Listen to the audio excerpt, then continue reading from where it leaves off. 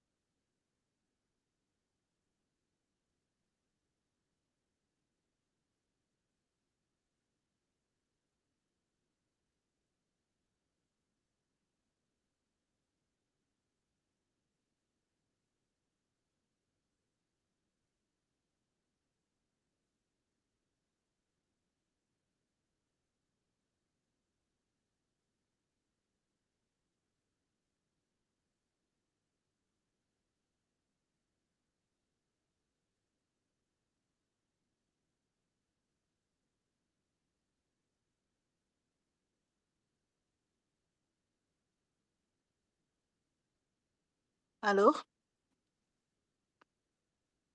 Allô? Alors, je te reçois. Oui, s'il vous plaît, monsieur le formateur, je Ouais. pense que comme la séance coïncide avec une autre séance, et Mhm. peut-être que la majorité des personnes ont préféré suivre ce cours, Ok. et puis ça fait plus de 10 minutes D'accord. Ouais. je pense qu'on peut y aller. Ok. Les gens vont nous prendre en vol. Ok. Super. Merci. Merci beaucoup.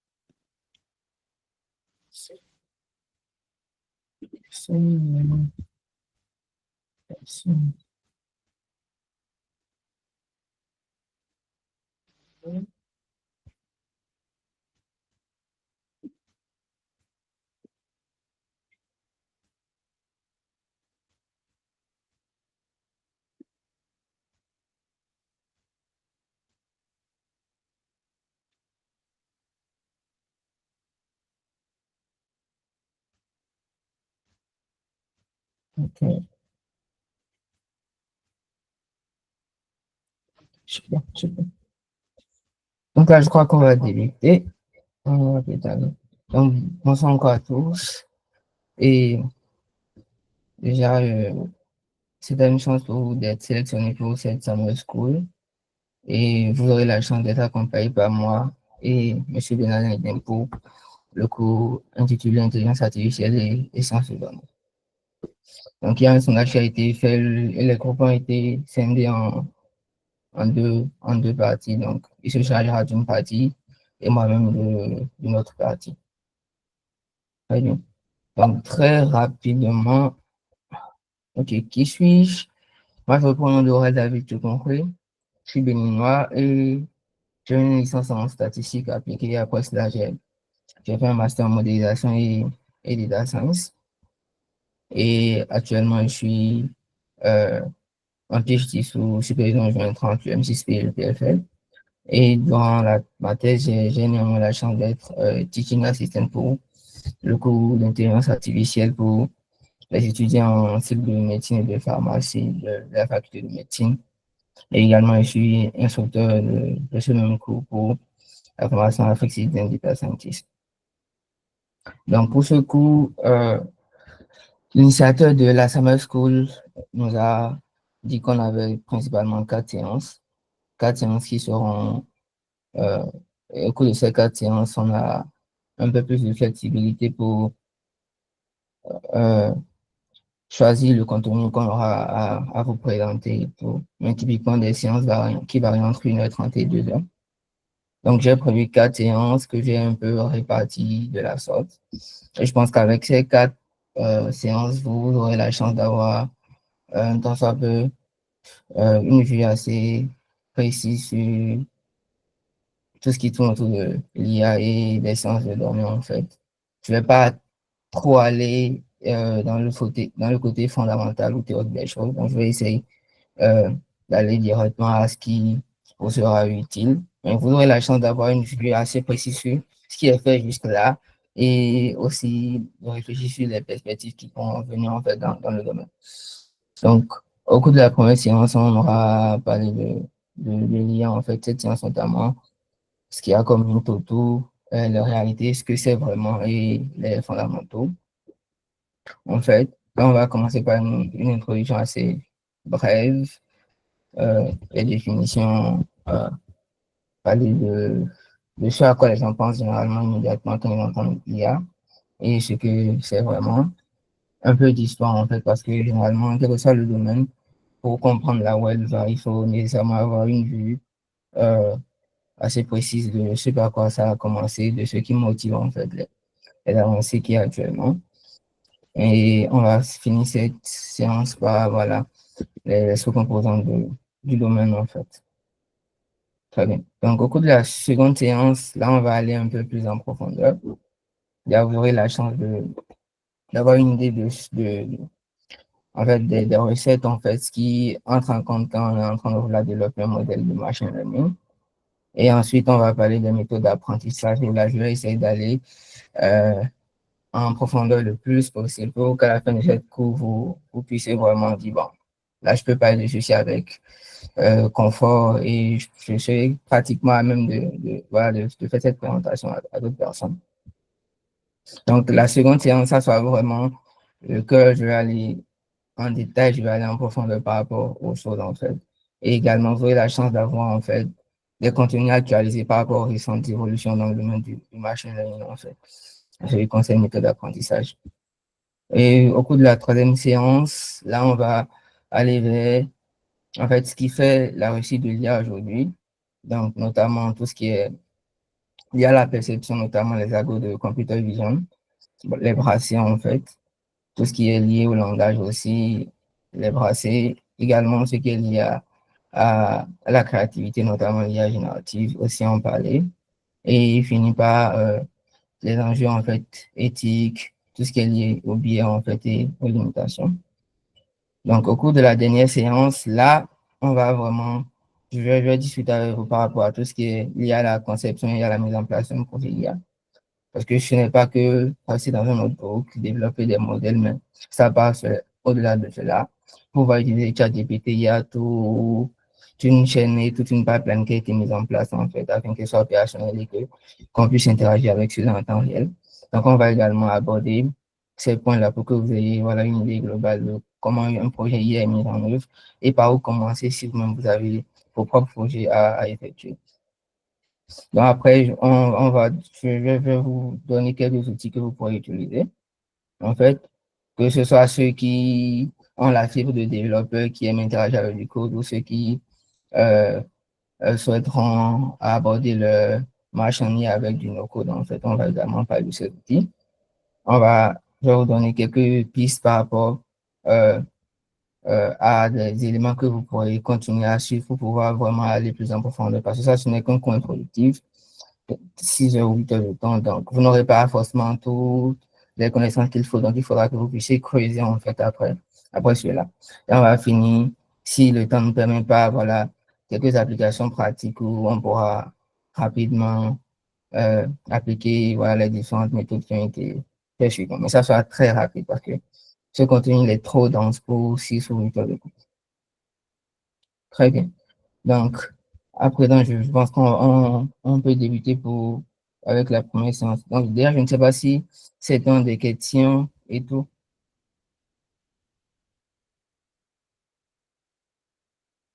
Est-ce que vous me recevez? Vous me recevez? Ok, Oui, super, on vous reçoit.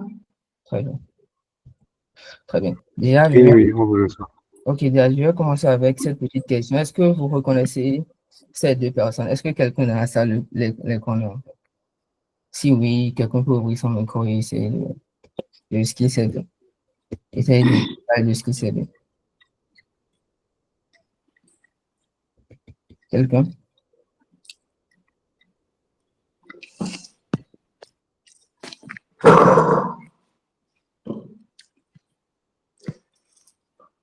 Quelqu'un veut prendre la parole? Je pense que je vais rester. Désolé pour. Est-ce qu'il y a quelqu'un qui voudrait prendre la parole? Bonsoir tout le monde. J'espère que ça va passer. Bonsoir. Ouais, bonsoir. On te reçoit. Je suis très content d'être parmi vous. Je suis M. Olongi Moyoko, Eric Pissel, de nationalité congolaise. J'allais Ok, juste vous faire une petite remarque de parler un peu plus fort. On vous entend. On a du mal à vous écouter là. ok. Et vous avez du mal à nous écouter, c'est ça? Oh merde. Oui, Ouais, oui, très bien. parlez un peu à haute voix. Là, est-ce que vous m'entendez? Là, je vous entends. Ok, super. Bon, est-ce que vous avez entendu ma présentation juste là? Si, Le si. début. Est-ce que vous avez capté le début juste là? Oui, oui. Ok, super. Donc, Oui, déjà, oui, oui. ma question à ce niveau était de savoir C'était si. à une voix basse, mais là, ça va maintenant. Donc, je demandais si quelqu'un dans la salle connaissait ces personnages ici qui a sur mon écran.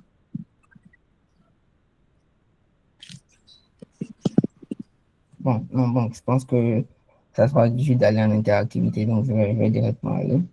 Donc ici, vous avez Geoffrey Hinton et Timus Hassabis. Donc, du côté, vous avez l'un qui a été Nobel Prize de physique en 2024 et l'autre Nobel Prize de chimie en 2024, en fait. Et le point commun, en fait, de ces deux personnes, c'est qu'ils sont vraiment sont des pionniers, en fait, dans le développement et l'application de l'IA à différentes disciplines. Donc, je crois, de son côté, lui, il est parmi les précurseurs, en fait, du deep learning, en fait, modèle tel qu'on le connaît, avec notamment euh, la mise en place des algos qui permettent de les entraîner, en fait, de manière convenable et le développement de tout ce qui est appelé machine de Boltzmann. On aura à en parler dedans. Et de l'autre côté, David, Timis Sasabiski, lui, avec DeepMind, en fait, avec son équipe, ont pu résoudre un problème qui date, en fait, qui est celle de la prédiction de la structure en 3D des protéines, en fait, ce qui est vraiment important pour faire progresser, en fait, le développement de nouveaux drogues et tout, en fait. Donc, on va, toutes ces personnes dans différents domaines, en fait, s'il ne s'agit pas typiquement directement de l'informatique, mais on peut avoir un impact et ont été nommés, voilà, Nobel Prize, en fait. Donc, pour un peu mettre l'accent sur l'impact que l'IA a déjà, en fait, sur les différents domaines, en fait, auxquels nous faisons face aujourd'hui.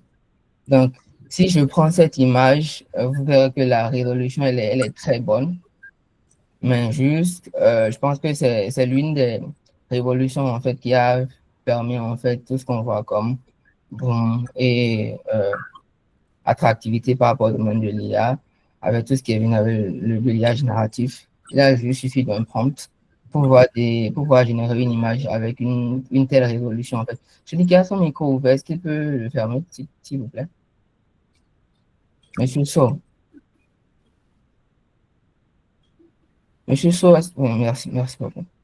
Très bien. Donc, en dehors de ça, l'IA est avec nous au quotidien, avec votre application Google Maps, la recommandation de films avec Netflix ou de musique avec Spotify, ou encore lorsque vous avez vos mails qui sont directement archivés comme spam ou junk mail, en fait, ou encore sur Amazon lorsque vous avez la recommandation de produits, ou encore au quotidien lorsque vous utilisez le mode portrait de votre appareil photo.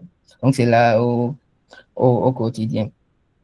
Et pour aller plus loin, en fait, l'IA euh, nous met en exergue, en fait, tout bien, mais au bout de notre, en fait, euh, plusieurs perspectives, en fait. Pour certains, il pourrait s'agir de rêves, mais c'est des travaux qui sont déjà en cours et qui sont, euh, pour la plupart, en phase expérimentale et parfois déjà déployés dans le monde physique, en fait.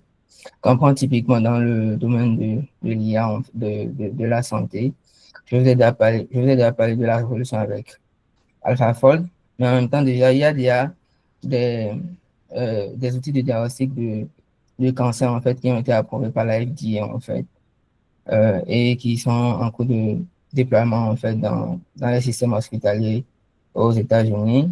Et récemment, il y a aussi PathChat, qui est un modèle de fondation en pathologie qui aide directement les médecins à interpréter les images. Donc, il y a cela.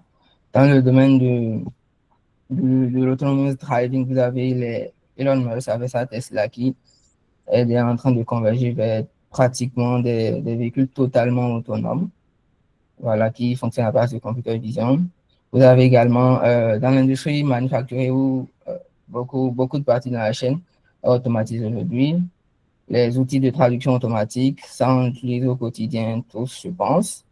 Également, vous avez par exemple IBM qui travaille typiquement sur des systèmes en fait de prédiction de tout ce qui est phénomène naturel en fait, tels que ouragan euh, et autres, et qui ont un temps de réaction beaucoup plus rapide que les modèles usuels utilisés qui se reposent sur tout ce qui est simulation numérique et qui se trouve super coûteux en termes de prédiction.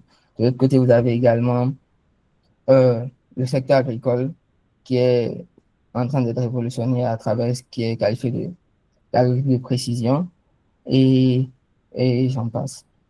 Donc, ça pourrait être vous, en fait, et peut-être dans quelques années, ce sera vous avec vos propres révolutions dans différents domaines, en fait. Très bien. Mais en fait, c'est quoi l'IA, en fait? On voit toutes ces applications et toutes ces avancées. C'est quoi l'IA, typiquement? Donc, pour parler de l'IA, je vais prendre, je vais énumérer deux auteurs, en fait, qui sont aussi des pionniers, en fait, et qui nous donnent deux perspectives en termes de définition de l'IA. Et je pense qu'on peut prend vraiment dans toute sa globalité l'évolution du champ actuellement. Donc, d'un côté, on a Minsky qui affirme que l'intelligence artificielle est la science consistant à créer des machines capables d'accomplir des tâches qui nécessitent de l'intelligence si elles étaient réalisées par des humains, en fait. Donc, typiquement, je pense que nous sommes à cette étape-là, notamment avec des algos qui nous permettent de reconnaître des choses, qui nous permettent d'identifier des choses et tout, ou encore avec les algos de langage naturel. Et de l'autre côté, vous avez McCarthy qui propose une définition qui pourrait presque être à l'encontre ou bien à l'opposé de ce qui est proposé par Minsky, mais qui est beaucoup plus profonde et qui attaque en fait un autre volet de lien en fait. Donc pour lui notamment, l'intelligence artificielle, la science et l'ingénierie qui consiste à concevoir des machines capables d'effectuer des tâches qu'elles n'ont jamais vues auparavant et pour lesquelles elles n'ont pas été préparées en fait. Donc là, déjà, il y a un concept qui entre en jeu en fait. Quand vous prenez ces deux définitions, il y a l'un qui met l'aspect sur voilà, la généralisation des modèles, leur capacité à se généraliser à d'autres domaines ou encore à faire preuve de créativité. Et également, vraiment, et la seconde définition pourrait vraiment être plus proche de ce qu'est voilà, l'intelligence humaine avec notre capacité à faire une traduction entre les solutions déjà développées pour un problème pour résoudre d'autres tâches de façon précise sans avoir vraiment, euh, sans avoir auparavant eu à voilà, faire face à ce genre de cas. Très bien. Donc, quand je veux parler d'intelligence, typiquement, il y a quelques facultés cognitives qui entrent en place. Et si vous réfléchissez un peu, vous allez remarquer que typiquement, les algos de machine learning essayent de mimer en fait ces éléments-là. Dans un premier temps, on va parler de raisonnement en fait, qui est juste la capacité à résoudre les problèmes et à faire des déductions logiques en fait. Nous avons également l'apprentissage qui est l'aptitude à acquérir de nouvelles connaissances et à s'améliorer grâce à l'expérience.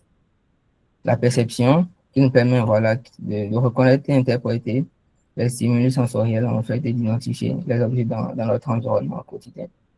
La compréhension qui est juste l'habilité à saisir le sens et l'importance des concepts et des situations. Et la mémorisation qui est la capacité en fait, notre capacité à stocker et à nous rappeler de l'information. Et la dernière, qui est autant importante que les autres, qui est la créativité. Donc, qui nous aide vraiment à pouvoir inventer ou produire de nouvelles idées, de l'originalité dans la pensée.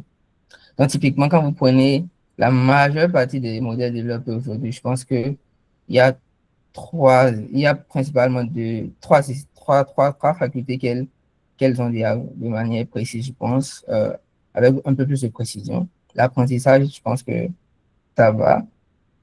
Voilà. La mémorisation, les algos sont juste là pour compresser de l'information.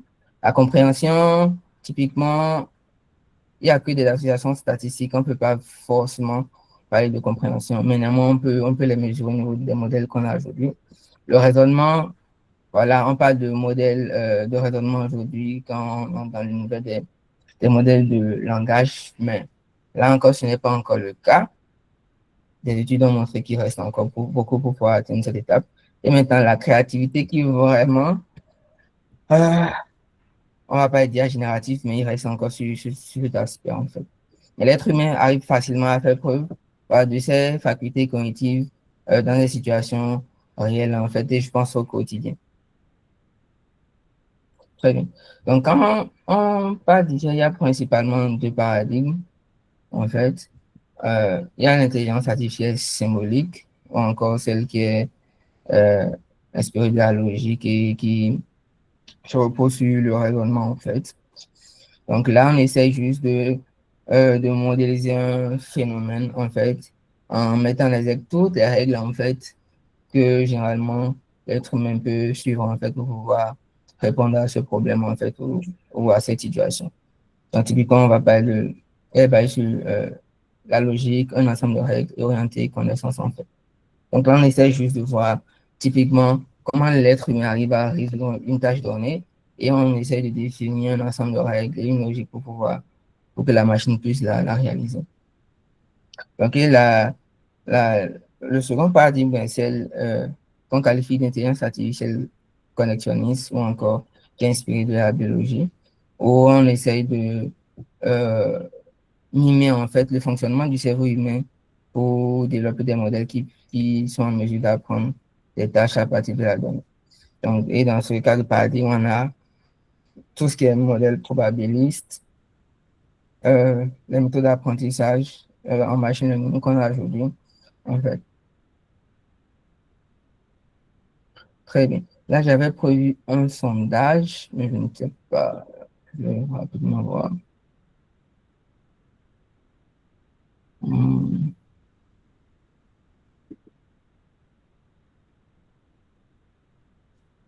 Attends, je vais regarder sur quoi l'écran.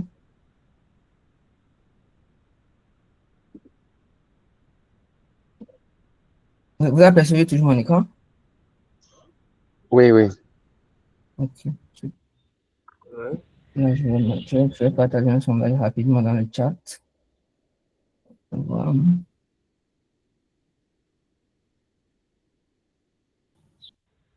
Artificielle. Mhm. Et oui, un instant.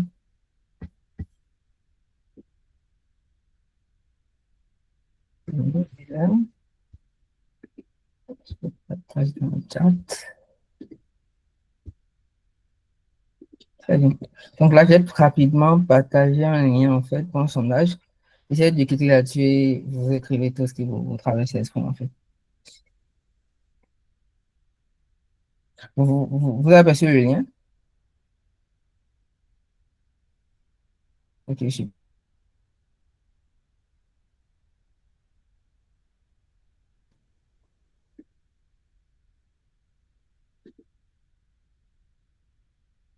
Ok, super.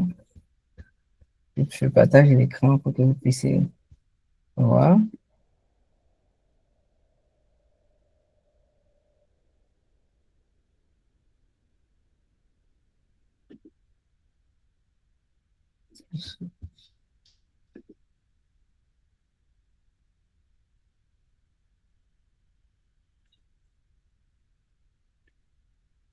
Est-ce que vous avez aperçu ma fenêtre? Oui. Ok. Euh, Est-ce que vous voyez la visualisation interactive qui vient à l'esprit, qui se prend? Ok, Oui. super, super, Oui. super. Ok, intéressant. Pour certains, c'est ChatGPT, Gemini, Henri, Futur, d'accord. ChatGPT, Gemini, ouais, LOB sont bien fait le travail. Ok, développement technologique, ChatGPT, ok. Très bien. Ok, super, super. Oui,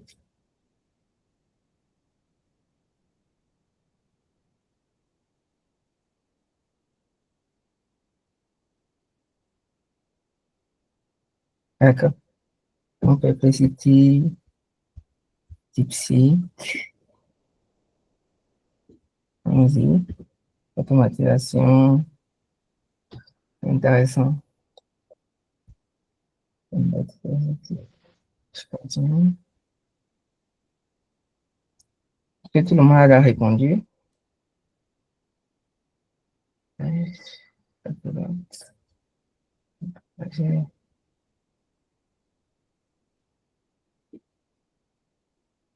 J'ai 8 participants, ok. Bon, déjà, néanmoins, on voit les trends qui se dessinent déjà. Je pense que la majorité, quand on parle d'IA, en fait, la première chose, c'est quoi? c'est ChatGPT. OK, après Gemini, Révolution, Copilot, usage, Perplexity, données, Super Midjourney, DeepSeek, autonomie, humaine révolution, automatisation, théorique, intelligence, facilité. OK, super. Dernièrement, là, on a le nuage de points, en fait. Et ça sont un peu les tendances et un peu ce que vous pensez quand on parle d'IA, en fait. C'est très bien.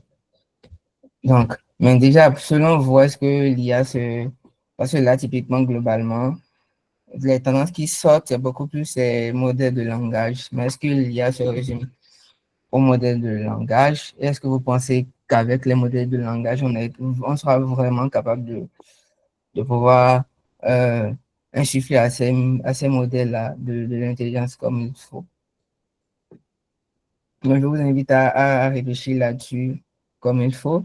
Et avant de passer à la slide qui suit, une autre réflexion que vous aurez à mener, en fait, c'est que j'ai parlé des 5 ou 6 facultés cognitives, en fait, qui sont relatives à l'intelligence, mais selon vous, en fait, est-ce que l'intelligence est vraiment mesurable, en fait? Est-ce qu'on peut mesurer cela? Si pour certains, dans la salle, il est question, on est en mesure de le mesurer, alors je pense que vous pouvez prendre la parole et vous prononcer rapidement. Mais si vous pensez que ce n'est pas le cas aussi, voilà, celui qui pense que ce n'est pas le cas aussi peut essayer de se prononcer rapidement. Est-ce que quelqu'un veut jouer à l'exercice?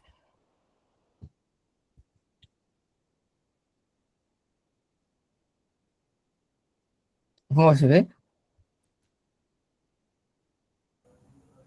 Oui, oui, on le sait. OK. Maintenant, est-ce que quelqu'un veut se prononcer en fait euh, sur ma question en fait? Est-ce que pour vous, l'intelligence est mesurable?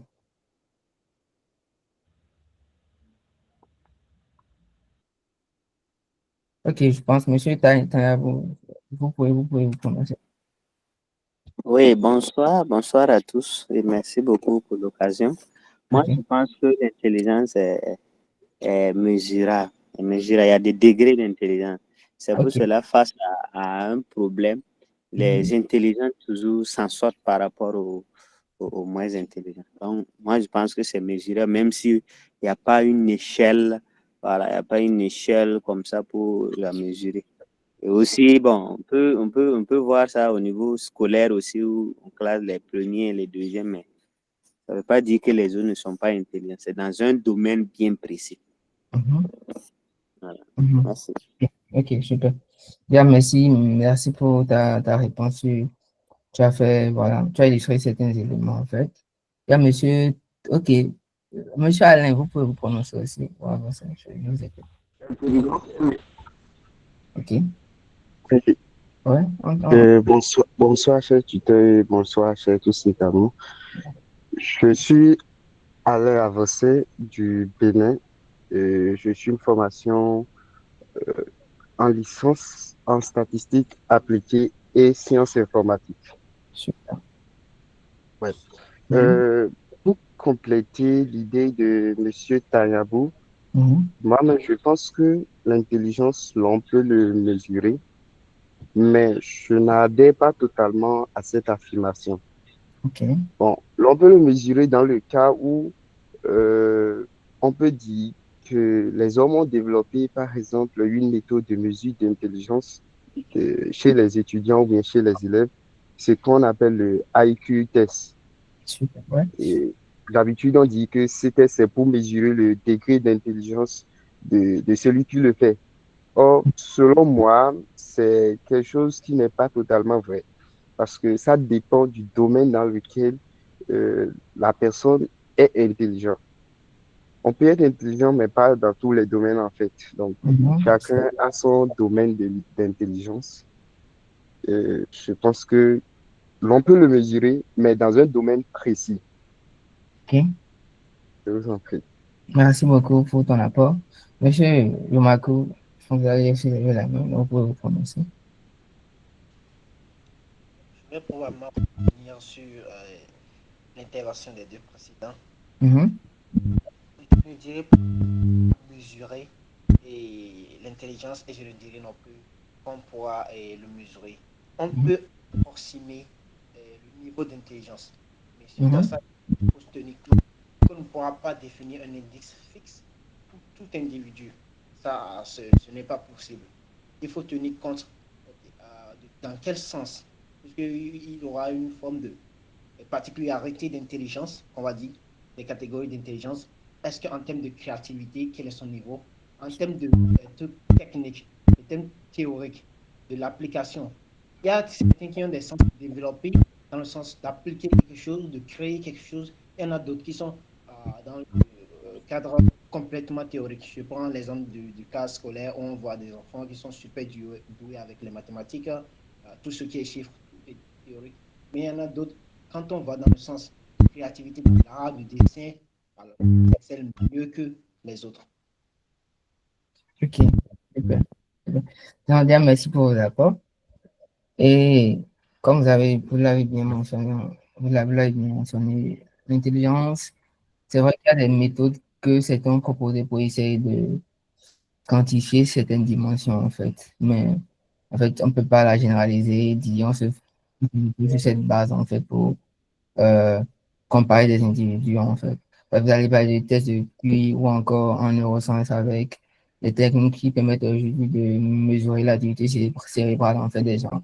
Et on peut se permettre de faire une estimation et sortir des indicateurs sur cette base. Mais là, ça ne suffit, c'est pas suffisant pour tout mesurer, comme vous l'avez dit. Il y a plusieurs types d'intelligence. Typiquement, la plus commune qui est demandez aujourd'hui des intelligences émotionnelles, mais comment vous allez peut-être la mesurer de manière quantitative? Non, c'est toujours de l'approximation. Et vous allez peut-être pas. Je suppose, mais ce qui fait que vous ne pourrez pas arriver à un consensus sur une mesure, en fait, sur lequel tout le monde sera d'accord. Ou encore la créativité. Comment vous voulez vraiment mesurer cela? Parce que d'une manière, genre, comment vous voulez mesurer la créativité? Donc, il y a toutes ces questions-là, en fait. Et déjà, quand vous voyez la difficulté, la complexité, en fait, de se positionner, en fait, sur la mesure de l'intelligence, de ce qu'est l'intelligence déjà. Donc, ça implique, ça donne d'autres implications. Comment est-ce que on pourra, en fait, doter, en fait, les machines d'une capacité pour laquelle nous-mêmes, êtres humains, en fait, on n'est pas encore en mesure de faire consensus, en fait, sur cet élément, en fait, sur cette définition. Donc, ça donne matière à réfléchir par moment. Dans votre coin, vous pourrez vraiment réfléchir là-dessus et aussi approcher le raisonnement ou la question, en fait. On essaie d'approcher le fonctionnement du cerveau à travers les réseaux de neurones et tout. Mais ces réseaux de neurones artificiels, est-ce que elles sont vraiment en mesure d'approcher, en fait, le fonctionnement de nos neurones biologiques, en fait? Beaucoup de choses, beaucoup de questions sur lesquelles vous pouvez réfléchir. Donc, si on revient en fait au word cloud, en fait, on peut voir que, genre, pour la majorité, quand on parle d'IA, en fait, ce sont principalement les modèles de langage. Je vois du ChatGPT, je vois Gemini, je vois DeepSeek, en fait, je vois Midjourney, je vois bon, l'autonomie, d'accord, le machine learning, l'apprentissage, ok, l'automatisation, Perplexity. Mais typiquement, vous pouvez voir que, genre, typiquement, ça tourne beaucoup plus autour des modèles de langage. Mais ça ne se résume pas à cela, en fait. On aura la chance de voir tout ça par la suite dans le courant plus en profondeur. Mhm. Donc, si on retourne à ma slide. Très bien. Donc, ça me permet de passer, en fait, à ma slide portant sur les mythes autour de l'IA, en fait. Le premier, en fait, autour du fait que les machines, en fait, les modèles d'IA sont beaucoup plus intelligents que les êtres humains, en fait. Je ne sais pas s'il y a d'autres personnes ici qui partagent, en fait, cet avis, en fait. À l'aide de chats, de bots et tout, est-ce que vous pensez vraiment que, voilà, ces bots sont plus intelligents que vous, humains, en fait?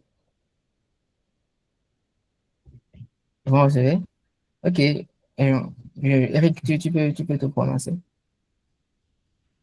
Bien sûr que oui, parce que jusqu'alors, les machines, concernant l'intelligence, les machines nous facilitent la tâche concernant nos recherches. L'intelligence est mesurable par rapport aux Mhm, fonctions aussi de... mhm. Vous me recevez? Ouais, je te reçois parfaitement. Donc, c'est ce que je disais. L'intelligence est mesurable parce qu'il y a aussi les facultés de connaître et de comprendre certaines qualités d'esprit et la facilité de s'adapter. Vous comprenez? L'ensemble des fonctions mentales ayant objet de connaissance rationnelle, c'est par rapport aux appareils que le blanc a inventés. Donc, c'est ça. Mais est-ce que ça fait consensus? Est-ce que tu peux te baser sur ça et catégoriser de manière globale les êtres humains, en fait? Et me dire tel individu est plus intelligent que tel autre. Est-ce que tu peux faire ça? Ça dépend des recherches encore. Parce que jusqu'alors, il y a des appareils qui ont été conçus Oui. et on se demande, on se pose des questions. C'est l'homme qui a conçu ou ça se trouve. Vu qu'actuellement, nous sommes à la nouvelle technologie de l'information. Il y a plusieurs Est-ce que nouvelles technologies. est-ce que tu réponds toujours à notre question? Ou tu parles de quoi? Avec précision. On connaît votre question, s'il vous plaît. Est-ce que tu réponds toujours à notre question? Ou tu es en train de parler de quoi de manière précise? Non, je parlais de. En fait, je revenais parce que j'avais soulevé la main. Vous n'avez pas. Je reprenais à la question Ok, précédente. Vous avez pas. ok, ok, d'accord. Donc, je t'écoute. C'est ce que je disais, vu qu'il y a des nouvelles technologies actuellement, on peut mesurer l'intelligence. Ok. Donne-moi l'exemple de technologie qui vraiment peut capturer, en fait, déjà la complexité des facultés cognitives dont l'homme peut faire preuve, en fait. Et genre, après, maintenant, me dire, ok, l'indicateur qui me donne, genre, je peux la généraliser et catégoriser, en fait, les êtres humains et dire celui-ci est plus intelligent de manière générale comparé à un autre. Je pense pas qu'il y en a, en fait. Tu vas parler d'un domaine précis, d'accord, mais est-ce que tu peux le généraliser à tous les domaines? Non. Et la belle preuve, tu verras certaines Non, personnes, non. comme ils l'ont mentionné, en fait, font preuve d'appétence exceptionnelle dans certaines conditions, dans certains domaines. Mais après, en fait, quand on passe à d'autres domaines, voilà, genre, ce n'est plus le cas. Donc, tu vois, c'est un peu ces points, ces subtilités qu'on voulait mettre en exergue à travers la question. Donc, je reviens à la slide qui suit, en fait. Merci beaucoup pour ton apport, néanmoins. Je pense qu'on va continuer, sinon on va est-ce que tu veux répondre à la question que j'ai posée sur la slide sur les mythes ou genre c'est par rapport à quoi? Celui qui vient de se lever la main. Non, c'est vrai qu'on passe. Ok, super. Donc je disais que scientifiquement quand on vient quand on se positionne sur le sujet des liens, en fait, parfois il y a certaines réflexions qui émergent en fait et que vous pouvez par exemple aussi entendre sur la scène publique en fait et tout. Venant de certaines personnes qui n'ont pas forcément l'expertise et qui ne savent même pas comment les outils sont développés, mais qui se prononcent comme ils veulent sur les technologies. Donc, l'une d'entre elles, c'est celui-ci, ou bien voilà, l'un des mythes, c'est le fait que les programmes d'IA, en fait, sont plus intelligents que les humains. Est-ce que vous pensez que votre bot, le ChatGPT, est plus intelligent que vous? En fait, une question ouverte, en fait, si quelqu'un veut bien se prononcer.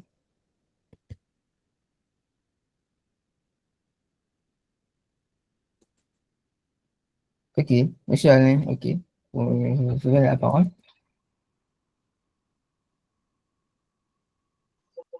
D'accord, je vous remercie encore une fois de plus. Et selon moi, je pense que les, les modèles d'IA ne sont pas plus intelligents que l'homme. Ok. D'abord, c'est l'homme qui l'a mis en place. Et donc, il sera pour moi un peu difficile d'affirmer que l'homme a mis en place avec ses propres intelligences lui dépasse encore en cette intelligence-là. Du coup, je voudrais prendre l'exemple du domaine où les modèles d'IA ne permettent pas de gérer en fait ce domaine. Par exemple, l'homme est capable de réfléchir et de gérer ses sentiments. Alors que quand on écrit avec les bots IA, ils n'agissent pas dans ce domaine-là. Ils n'ont pas de, ils ne sont pas des humains, ils n'ont pas des cœurs pour avoir des sentiments aux humains et tout. Donc, moi, j'ai déjà trouvé cela comme une faillite à ces modèles-là. Et donc, je ne pourrais pas affirmer que ces intelligences sont plus intelligentes, ces intelligences artificielles sont plus intelligentes, genre, que l'homme, quoi. That's it. Ok, super. Bien, merci pour ton apport. Tu as brassé un temps ça peu le mythe numéro 3. Merci pour ton apport. Est-ce qu'il y a quelqu'un qui a un avis contraire à cela? Ok, monsieur Clément, vous avez la parole. Ok, bonsoir à tous. Mhm. Et pour ma part, je pense que les intelligences artificielles ne sont pas plus intelligentes que que les humains, parce que je pense que bon, on n'a pas encore bien suivi le coup, mais je pense que ce sont les humains même qui ont créé ces intelligences artificielles. Ok, d'accord. Donc, c'est ce que je pense. D'accord. Ok. Déjà, ta réponse, ça rejoint en même temps un temps soit peu le mythe numéro 4. Déjà, merci. Dans vos éléments de réponse, il y a des éléments qui permettent de faire des connexions. Ok, donc je vais rapidement le prononcer, sinon on risque de passer toute la journée sur cette slide. Premièrement, numéro 1, les programmes d'IA sont plus intelligents que les humains. Déjà, mythe, c'est que tout ce qui est là, c'est faux en fait. Donc, comprenez que genre, c'est pas le cas. C'est pas le cas. Déjà, en fait, quand vous prenez une IA, en fait, tout ce qu'elle produit, en fait, ce n'est que le reflet de la donnée qui a été utilisée pour l'entraîner. Donc, la donnée, c'est juste quoi? C'est juste la connaissance humaine qui a été mise par écrit ou bien sous différents formats, en fait. Donc, ce que le modèle est en mesure de faire, en fait, c'est ce qui est décrit dans le sous-espace des connaissances de l'être humain, en fait, et des capacités que l'humain a, en fait. Ouais. Peut-être si on arrive un jour à atteindre l'IA générale, en fait, genre le Graal, en fait, le souhait de tous les chercheurs en IA, en fait. Peut-être dans ces conditions, on peut dire OK. Mais actuellement, les IA qu'on a, genre, sont encore très, très faibles, en fait. C'est juste de la mémorisation et de la répétition, en fait. C'est des perroquets, en fait. Donc, typiquement, c'est ça. Non, ils peuvent vous donner l'impression qu'ils sont intelligents, mais ce n'est juste que le corpus qui a été utilisé pour les entraîner qu'ils récitent, en fait, de manière qui semble intelligente.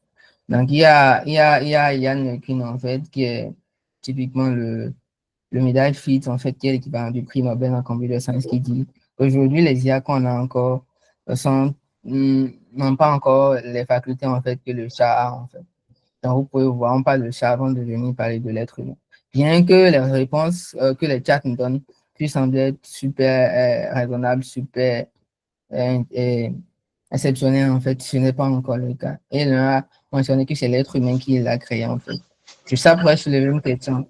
Est-ce que genre, la machine ne peut pas, en fait, genre, à un moment donné, passer, en fait, les connaissances que l'être humain a, on ne sait pas encore. Bien, quoi qu'on dise, il y a des modèles d'IA aujourd'hui qui nous permettent également de pouvoir, euh, en fait, aboutir, en fait, à des formules ou à de nouvelles manières de découvrir ce que l'être humain a d'apprendre, ou encore à de nouvelles formules pour synthétiser, en fait, des molécules qui sont différentes, en fait. Donc, ça nous permet d'aller plus vite, ça peut nous permettre de nous rapprocher beaucoup plus de la solution. Mais déjà, ils ne savent même pas encore si ce qu'elles nous donnent, en fait, comme résultat ou réponse sont vraies ou fausses, en fait. Donc, c'est parfois à l'être humain, en fait, de juger, en fait, et d'attester de la véracité de certaines réponses, en fait. Donc, tu vois. Et genre, comme un chercheur, en fait, assez reconnu, le dit, en fait, Rachid Garabi, en fait, Alan Turing, en fait, depuis la base a mis en avant, en fait, le fait que un modèle d'IA n'est pas en mesure en fait de vérifier en fait la qualité de son résultat ou encore un autre modèle d'IA n'est pas forcément en mesure de le faire. Donc déjà dans cette position-là, on peut voir que genre il y a cette capacité-là que le modèle a, mais que la machine ne pourra certainement jamais avoir en fait, qui fait que ça met des ponts en fait entre l'humain et un certain gap, une distance en fait entre l'humain et la machine. Donc déjà, si quelqu'un pensait ici que l'IA est plus intelligent que l'humain, bon, vous pouvez l'enlever de votre esprit, en fait. L'IA fonctionne juste comme le cerveau humain. Non, on essaye d'approcher ou bien de mimer, en fait, le fonctionnement du cerveau humain, mais c'est pas le cas, en fait. Quand vous prenez les neurones, en fait, les neurones ont une certaine manière de fonctionner, en fait. On en brûle plusieurs et il y a d'autres connexions qui se créent en fait. Donc, il y a beaucoup de processus biologiques. En fait, quand on ne peut jamais intégrer au niveau de la machine, les réseaux de neurones artificiels qu'on exploite sont juste une pâle approximation en fait et très éloignée du cerveau humain. Donc, le troisième élément, c'est le fait que certains peuvent penser que les IA sont des programmes assez qui ont une conscience et qui peuvent exprimer en fait des sentiments. C'est pas le cas. Parfois, quand vous écrivez avec ChatGPT, c'est vrai, vous essayez d'aller sur certaines dimensions. Peut-être qu'il va vous répondre d'une certaine manière, essayer de faire preuve d'émotion. Mais en vrai, il n'en a pas, c'est juste une simulation. Et il vous donne une réponse, en fait, qui, généralement, que vous voulez entendre et ou qui correspond, en fait, à le contexte dans lequel vous êtes en train de mener la conversation, en fait. Donc, ce n'est pas de vraies émotions. Ce n'est pas de vraies émotions. Très bien. Et le dernier élément, c'est le fait que certains peuvent penser que voilà, l'IA prendra le défi en fait sur les êtres humains. On n'en est pas encore là. L'IA qu'on a encore aujourd'hui est encore super faible. Je ne sais pas, je ne pourrais pas me prononcer sur le fait qu'on pourra aboutir à une IA qui soit si intelligente pour pouvoir surpasser l'être humain. En fait, donc je ne pense pas. Et ce qu'on a, on est encore très loin de cela en fait. Et les IA qu'on a actuellement peuvent sembler intelligentes, mais typiquement aucune faculté de raisonnement en fait. Donc, si dans cette logique, vous prenez par exemple le dernier benchmark qui est développé en fait, quand on parle DAC et GI en fait, c'est un benchmark qui est utilisé pour évaluer la faculté cognitive en fait au niveau des IA. Vous verrez que typiquement, c'est des quiz en fait qui peuvent être que les êtres humains en fait normaux peuvent résoudre, genre même des enfants au collège, vous leur remettez, ils sont en mesure de, même des gens qui ne sont pas en fait allés à l'école ou au collège peuvent le résoudre en fait. Mais les IA en fait actuellement ont des performances qui sont encore en deçà de 5% en fait sur le benchmark. Ouais, bah, quand on parle de modèle de raisonnement, donc, il y a encore beaucoup de gaps en fait et de trucs à faire avant de pouvoir un jour espérer que ces modèles atteignent ces niveaux-là. Très bien. Donc, parfois, il y a certains aussi qui, bon, j'espère que, heureusement que dans le chat ou dans le roadmap, en fait, qu'on a personne n'a pas de robot. Déjà, ça me rassure, ça veut dire que, bon, il y a une certaine connaissance par rapport au champ, en fait, et une grande distinction. Typiquement, quand vous parlez de la robotique, on s'intéresse à la mécanique qui permet à un robot de se déplacer, en fait. Donc, vous voyez le robot qui va détecter des informations dans son environnement grâce à des différents capteurs, en fait. Donc, c'est un peu ça. Par contre, l'IA peut permettre au robot, en fait, de développer de nouvelles tâches comme se déplacer de manière autonome dans des environnements, en fait. Donc là, c'est pas le robot par défaut, mais le robot est comme genre un support, en fait, dans lequel on déploie, en fait, les modèles d'IA qui sont développés pour pouvoir essayer de faire des tâches autonomes. Donc, vous devez toujours faire la démarcation entre robots et IA, en fait. Savoir que l'IA, c'est une technologie qui peut juste être déployée dans un robot pour pouvoir avancer, en fait, les tâches, en fait. Et c'est un peu ça. Et le robot va utiliser ses capteurs, notamment par exemple, une caméra pour apercevoir son environnement. Un modèle d'IA déployé là-dedans, en fait, pour permettre de faire certaines actions, en fait, et de se déplacer de manière autonome. Donc, premièrement, certains vont penser à des humanoïdes quand on parle de robots qui sont en mesure de nous répondre et tout. Mais typiquement, la majeure partie des robots sont encore à cette étape, en fait, dans l'industrie manufacturière. Bien que récemment, vous allez voir qu'avec Elon Musk, en fait, il y a des robots humanoïdes qui ont commencé par émerger, en fait, avec Tesla, sur un truc parfois. Et il y a également récemment Hugging Face qui a développé, en fait, qui a sorti de petits robots, en fait, pas cher, moins de $3000, en fait, et qui vont certainement commencer par faire irruption dans la vie quotidienne, en fait. Tout cela pour préparer, en fait, pour nous préparer, en fait, tout comme on est passé à l'étape d'adoption des smartphones, en fait, on soit habitué, en fait, aux robots dans nos espaces, en fait, avant les grands bouleversements qui vont peut-être suivre, en fait. Donc, vous voyez, le robot, c'est typiquement équipé de capteurs, en fait, dans lequel on déploie un modèle, sur le modèle qui fait quoi? Qui prend en input, en fait, les interrogations d'un individu externe et qui produit une réponse qui est en retour, en fait, traduit, en fait, dans l'espace physique à travers un microphone, en fait. Donc, c'est typiquement ça. Donc, il faudrait éviter de faire cette confusion à partir d'aujourd'hui. Donc, quand vous voyez un robot qui parle, vous comprenez directement qu'il y a le volet mécanique, la robotique, et après, il y a un modèle d'IA qui est développé à côté et qui est déployé là-dedans pour qu'il puisse interagir de manière en temps réel, en fait, avec les gens, typiquement. Donc là, on va un peu parler de l'évolution, en fait, qu'il y a eu, en fait, en IA, en fait, de l'historique, en fait, et de comment elle a progressé pour qu'on soit là où on est aujourd'hui, en fait. Donc, typiquement, ça date et c'est des réflexions que les gens ont depuis très longtemps. Et quand vous prenez l'être humain déjà, depuis les films qui avaient déjà des années auparavant, en fait, on essayait de réfléchir à des concepts où on pensait peut-être, je vais dire, à des extraterrestres ou à des machines intelligentes, l'être humain. Et ça fait preuve également ça montre également la créativité dont l'être humain fait preuve, en fait, genre des siècles en arrière, en fait, ou un siècle en arrière, déjà, on avait de la capacité, en fait, de nous projeter, en fait, dans ce que pourrait être l'avenir et d'imaginer peut-être ces technologies-là qui vont apparaître, en fait. Et on a suivi cette feuille de route et il y a eu les avancées qu'il y a eu. Donc, déjà en 1914, vous aurez déjà l'automate joueur d'échecs, en fait, qui a été développé par l'ingénieur El Hadji. Je n'arrive pas bien à prononcer son prénom.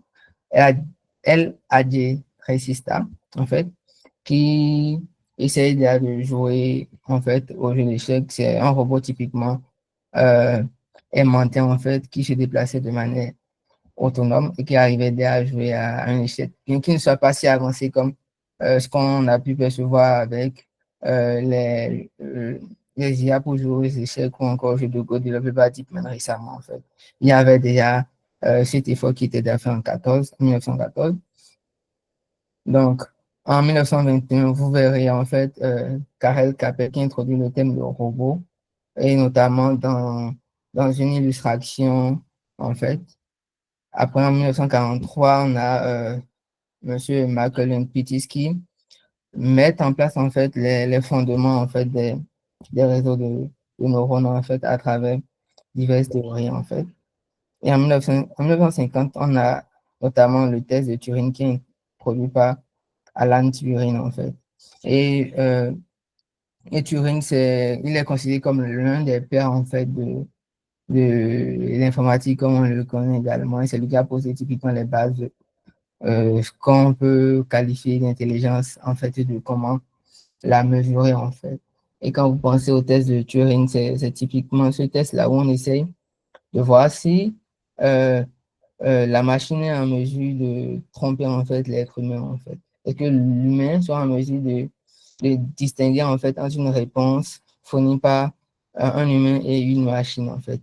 On peut dire que ce test aujourd'hui est en train d'être un tant soit peu révolu avec les IA génératifs qui arrivent dans une certaine manière à produire des réponses qui sont vraisemblablement proches de ceux de l'humain en fait. Donc, c'est que ce test commence à devenir obsolète en fait et n'est plus forcément la référence qu'il faut quand on veut parler d'intelligence. Très bien. Donc, en 1955, il y a la théorie de Dartmouth que tout le monde considère généralement comme le point de départ en fait de de l'IA en fait. Et c'est durant cette, typiquement, je veux pas dire une summer school, mais une conférence, un regroupement de certains chercheurs en fait, notamment McCarthy, Minsky, Roger et Shannon en fait, ceux-là, qui lors d'une summer se sont rassemblés en fait à Dartmouth et qui ont réfléchi, qui ont posé certaines bases et qui ont également introduit le thème d'intelligence artificielle en fait. Après, en 1957, on commence par percevoir le développement du premier perceptron en fait avec Rosenblatt, où c'était juste un perceptron qui permettait vraiment de facilement simuler en fait les opérations comme et or en fait, les opérations binaires dans ce sens. Après, nous avons également un semblant modèle en fait qui commence à mimer un concept de l'intelligence qui est créé par McCarthy, appelé LISP en 1958. Et après, on a Arthur Samuel qui commence par, à travers ses travaux, en fait, introduire le concept de machine learning et qui a euh, développé un modèle qui essaie, en fait, de faire de l'apprentissage à partir de la donnée. Mais là, toujours, c'est des modèles assez euh, basiques, pas super complexes, en fait. Donc, après, on va parler du développement de chacun un robot autonome. Après, nous avons les prémices de l'algorithme de rétropropagation qui sont introduites par Bryson et Ho dans l'une de leurs, dans l'un de leurs, voilà, dans l'une de leurs études. Après, nous avons également un système SP qui est introduit en 1972. Et ensuite, intervient le premier hiver des liens, en fait, qui vient suite à un rapport, en fait, notamment le rapport Lighthill, où McCarthy et ses collègues ont mis en évidence le fait que, genre, les promesses, en fait, auxquelles ils attendaient avec l'introduction de l'IA n'étaient pas respectées, en fait. Et typiquement, comme on pourrait le dire aujourd'hui, comme si c'était une bullshit, en fait. Donc, les progrès auxquels on s'attendait, on ne les observait pas. Et donc, ce rapport a fait que, en fait, toutes les subventions qui étaient allouées à la recherche d'IA ont reçu un coût, en fait, et il y avait moins d'attraction de chercheurs autour de la thématique, ce qui fait que la recherche en IA a baissé, en fait, durant cette période-là.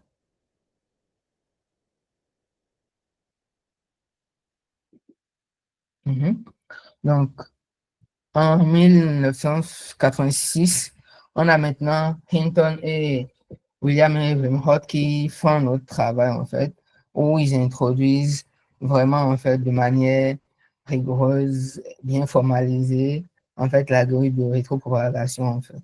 Et c'est ce qui a propulsé, en fait, tout ce qui a eu comme développement par la suite, en fait, et d'avancées également qui a permis qu'il soit prix Nobel 2024, en fait, en physique. En 1987, nous avons également l'introduction d'un film, en fait, ou plutôt d'une illustration par un chercheur, en fait, qui a peint, en fait, voilà, durant sa présentation, une vision très futuriste, en fait, de, de ce que sera l'IA, en fait, des agents et de tout ce que cela nous permettra de réaliser, en fait. Donc, suite à cela, en 1988, il y a eu l'introduction des réseaux bayésiens, en fait.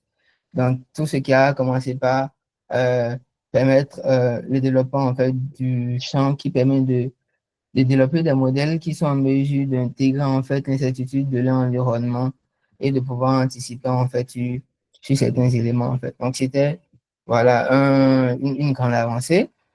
Et après, en 1989, on a eu une réussite fulgurante avec Yann LeCun qui, pour la première fois, a été en mesure, en fait, d'entraîner un réseau profond, en fait, se reposant sur les algorithmes de convolution, en fait, tous sont qualifiés de convolution neural network, en fait, pour la reconnaissance d'écriture manuscrite, en fait. Donc, c'était vraiment la première personne, en fait, qui a mis beaucoup de choses en exergue et qui a démontré les potentialités, en fait, du modèle d'IA en matière de vision, en fait. Et notamment, son algorithme a été longtemps utilisé, en fait, dans les banques, en fait, pour tout ce qui est identification automatique des manuscrits. En 1997, nous avons IBM qui introduit Deep Blue, qui bat, en fait, Kasparov aux échecs. Ça, c'était une des réussites, voilà, également les plus fulgurantes, où on voyait vraiment que là, l'être humain était en mesure, voilà, la machine était en mesure d'approcher les compétences, en fait, de l'humain, et pourquoi pas, par exemple, les dépasser, en fait. Donc, en 1998, on a eu l'introduction des modèles de LSTM, en fait, Long Short Term Memory, développé par Hodge et Schmidler. Donc, les modèles de LSTM venaient en fait répondre à une problématique, un problème que les modèles récurrents avaient en fait avec euh, les contextes en fait, avec les phrases à long contexte en fait, comment modéliser des séquences et prendre en compte en fait euh, les dépendances en fait à long terme en fait. Donc, typiquement, si vous avez une phrase en fait et vous êtes en train de vouloir faire une modélisation qui prend en compte un mot qui se situe à la fin de la phrase, comment est-ce qu'on peut, par exemple, prendre en compte le fait que il y a le sujet, en fait, au début qui a peut-être un impact assez important sur le verbe d'action, le verbe de la phrase. Donc, il y a ces éléments-là. Donc, ce qui fait que on a une introduction du LSTM qui a également permis d'un temps soit peu faire évoluer le champ de la compréhension du langage naturel, en fait, et la modélisation des données séquentielles. Donc, en 2006, on a encore Geoffroy, en fait, qui vient et qui publie là un article de revue où il fait, en fait, genre, un summary, en fait, de tout ce qu'il y a eu comme avancée en deep learning et en IA, en fait, dans le domaine, en fait. En fait, donc, qui remet en exergue, en fait, et qui active à nouveau le champ avec, là, un papier, en fait, qui résume tout de manière précise, en fait, et qui remet en fait, le champ, en fait, en route comme il le faut. Donc, après, en 2027, on a Trefeli qui introduit la base de données ImageNet, en fait. Donc, ImageNet, c'est cette base de données-là qui contient, typiquement, c'est la première base de données assez volumineuse qui était libre en open access, en fait, que les chercheurs, avec lesquels les chercheurs ont joué, en fait, et qui a permis d'aboutir à beaucoup d'avancées, en fait, par la suite. Donc, il y avait notamment plus d'1 million d'images, en fait, recueillies sur le net, totalement annoté en fait. Donc, il permettait en fait aux chercheurs maintenant de faire quoi? De faire des simulations grandeur nature avec de grosses bases de données, de voir en fait jusqu'où on était en mesure de pousser les modèles d'apprentissage profond. Et en 2009, on a Andrew Ng avec son équipe qui publie un papier en fait où il montre euh, il montre l'apport en fait et le gain qu'il y a à entraîner les modèles d'apprentissage profond avec les CPU en fait, comparé aux CPU. Donc, ce papier qu'ils ont rédigé aussi, ça un peu la donne dans la recherche en IA, et ce qui fait converger beaucoup de travaux en fait vers l'utilisation des puces des 4 GPU au lieu d'entraîner des modèles profonds sur les GPU.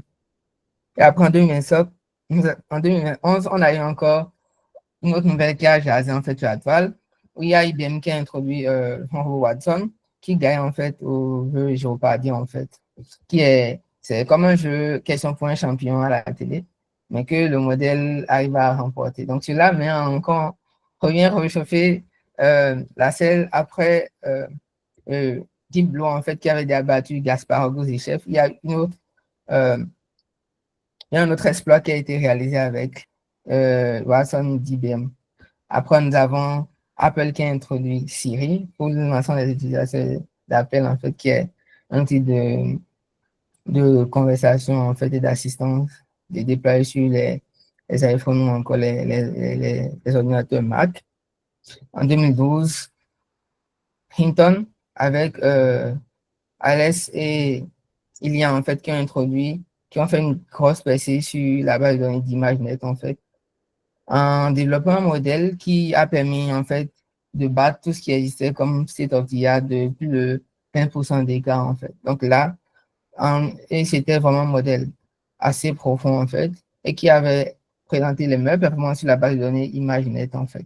Donc cela, c'était vraiment une nouvelle révolution, en fait, dans le domaine. Cela a montré aux gens le potentiel, en fait, des algorithmes profonds, en fait, notamment basés sur la convolution dans la reconnaissance d'objets.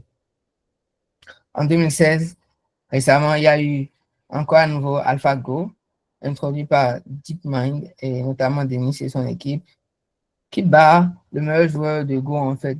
Le jeu de Go qui est longtemps resté comme le Graal en fait de tous les jeux parce que en termes de possibilités, si je ne me trompe pas, on a plus de 10 exposants, 62 possibilités de coups en fait avec le jeu de Go. Donc déjà, si l'être humain arrive à atteindre un certain niveau, une certaine compétence, tous les coups ont été créés par l'humain en fait. Mais espérer que la machine puisse battre l'humain à ce jeu-là, c'est que si cela arrivait, c'est que bon, la machine peut normalement surpasser l'être humain. Et ce fut le cas, parce que AlphaGo a pu battre Lee Sedol au jeu de Go en inventant un nouveau coup qui n'avait jamais existé en fait dans le jeu en fait. Et ça fait une révolution. Et cela a également mis en exergue en fait la capacité de ces modèles à parfois faire preuve généralité et a inventé en fait et a abouti à des résultats en fait auxquels on ne s'attend pas ou qui sortent du commun de l'ordinaire.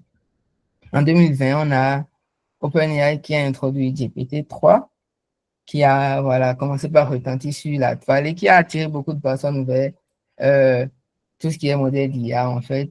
Et quand vous remarquez en fait le sondage tout à l'heure, fait que pour la majeure partie des gens, quand ils entendent IA, ils entendent quoi?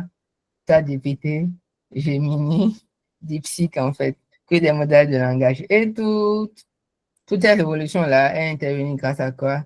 GPT-3 qui a fait ses preuves en fait. Également, en 2020, on avait AlphaFold 2 qui a fait, voilà, montre figure sur la compétition CASP, en fait, qui était là et qui peinait à atteindre, en fait, des performances qui surpassaient les 30, en fait. Mais avec AlphaFold, en fait, la barre a été hautement brisée, en fait, et on n'est pas venu à des précisions super parfaites. Avant, quand vous prenez la tâche, en fait, de l'identification de la structure en fait 3D en fait des protéines, typiquement, ça pouvait faire l'objet d'une seule thèse en fait pour travailler sur quoi? Une seule protéine en fait. Identifier la structure en 3D d'une protéine, ça pourrait faire l'objet d'une seule thèse. Mais avec AlphaFold, cela a été totalement révolutionnaire. Et en un clic, en fait, vous pouvez faire la prédiction et avoir une structure super parfaite en fait de ces protéines-là. Très bien. Donc, les modèles, on va parler d'IA génératif et tout ce qui suit. Vous avez Tesla qui introduit sa voiture totalement autonome, full self-driving. En 2021-2023, en fait, on est passé en fait de tout ce qui est modèle standard où s'il y avait de la spécialisation, où on faisait une tâche spécifique, à des modèles de fondation qui sont plus généraux, qui nous permettaient en fait d'encapsuler dans un seul modèle plusieurs capacités en fait. Donc, vous allez voir ça avec ChatGPT, voilà, qui était un modèle de génération, typiquement, qui faisait beaucoup de choses, pas juste des tâches de classification, mais des tâches de résumé, en fait, de génération, d'écriture et tout. Donc, si vous êtes suffisamment créatif, vous allez pouvoir lui faire des choses de fou. Et d'aller qui permettait de générer des images. Après, Gemini a suivi, Llama a suivi, et également l'article d'OpenAI qui mettait l'accent sur la scaling law, en fait, qui montre, en fait, comment on peut espérer augmenter, en fait, et aboutir à des modèles beaucoup plus intelligents. Et en 2024, on est passé de ces simples modèles de fondation à des modèles multimodaux, en fait, notamment ChatGPT 4 Gemini 1.5, qui font quoi? Qui sont en mesure de prendre en compte divers types de modalités. Vous leur passez du test, vous leur passez de l'image, vous leur passez des vidéos, en fait, vous leur passez des audios, et ils sont en mesure de vous répondre, de comprendre ce que vous êtes en train de dire, et de vous répondre convenablement, et parfois en temps réel. Et vous avez AlphaFold 3 qui est sorti, qui permet là, dans le domaine de la biologie, de ne plus juste prédire en fait la structure des molécules, mais parfois maintenant pouvoir prédire en fait la structure d'autres protéines en fait ou d'autres récepteurs en fait qui peuvent en fait faire du binding en fait sur la protéine pour pouvoir faciliter en fait le développement de nouvelles molécules ou de nouvelles drogues assez facilement. Et tout récemment, on parle des agents qui sont intervenus, où on est en mesure de mettre en place, en fait, des modèles multi-agents qui peuvent répondre à des tâches, en fait, qui ne sont pas explicitement programmées, en fait, et tout, et qui ont également accès à des tools et qui peuvent faire des choses vraiment très fous, en fait, notamment produire des CV qui fit vraiment à une tâche sans grande supervision, et d'autres exemples que je passe, en fait. Très bien. Donc, quels sont les facteurs qui ont permis en fait toutes ces révolutions? Si vous m'avez bien écouté, vous aurez pu identifier ces éléments assez facilement. Typiquement, il y a l'évolution en fait sur le volet de la donnée, la disponibilité de la donnée en fait. Avec l'évolution de l'informatique et tout, et de la digitalisation numérique, on a beaucoup plus de données qui sont disponibles, la big data en fait. Typiquement, la donnée qui est générée sur Internet, genre, par seconde, elle est très colossale, en fait. Donc, ça veut dire quoi? il y a de la disponibilité de la donnée pour pouvoir développer les modèles, en fait. Également, nous avons la puissance de calcul, l'infrastructure de calcul qui est développée, notamment avec les GPU aussi. Vous l'aurez constaté dans l'historique avec Andrew NG clairement fait. Donc, les GPU aujourd'hui sont, en fait, comme l'électricité, en fait, qui alimente, en fait, l'industrie du développement des modèles d'IA, en fait. Elles sont typiquement customisées, en fait, pour pouvoir permettre le développement des IA qui font quoi, en fait, c'est juste des calculs matriciels. Alors, les GPU sont hautement performants, en fait, quand il s'agit de faire des produits matriciels ou des produits tensoriels. Donc, vous avez également la puissance de calcul. Et si vous avez remarqué, en fait, vous allez voir que les coûts d'action de Tesla, en fait, en bourse, ont explosé. Typiquement, c'est la boîte qui a la plus grande valorisation actuellement, qui est allée jusqu'à surpasser Apple, en fait. Pourquoi cela? Parce que c'est le premier fournisseur, en fait, de 4 GPU, en fait. Donc, toutes les grosses boîtes, toutes les grosses GAFAM se procurent les puces de GPU, en fait, auprès de Tesla. Donc, vous pouvez voir un peu l'importance que ces puces-là ont, en fait, dans la révolution qu'on a actuellement en IA. Et après, vous avez les algorithmes de deep learning qui sont intervenus.